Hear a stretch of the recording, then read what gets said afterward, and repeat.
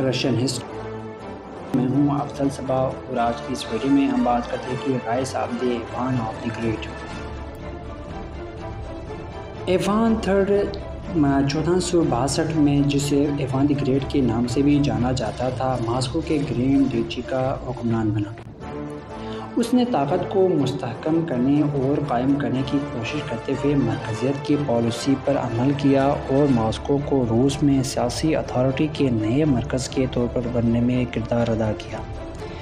ایوان نے آخری بازنطینی شہنشاہ کی بھانجی زوپولیو لوچینا سے شادی کی، جس نے بازنطین سلطنت کے جانشین کے طور پر ماسکو کی حیثیت کو بلندی پر پہنچانے میں مدد دی۔ ایوان نے کامیابی کے ساتھ ساتھ روسی علاقوں کو وسعت دی اور زور بازو دیگر ریاستوں پر ماسکو کا غلبہ بھی حاصل کیا۔ اس نے نہ صرف بقیہ منگول خانات کو چیلنج کیا بلکہ خراج ادا کرنے سے بھی انکار کر دیا۔ ایوان تھرڈ نے معاشی ترقی اور تجارت کے دائرے کو فروغ دیتے ہوئے ایک مضبوط بیوروکریسی اور قانونی نظام قائم کرنے کے لیے کام کیا۔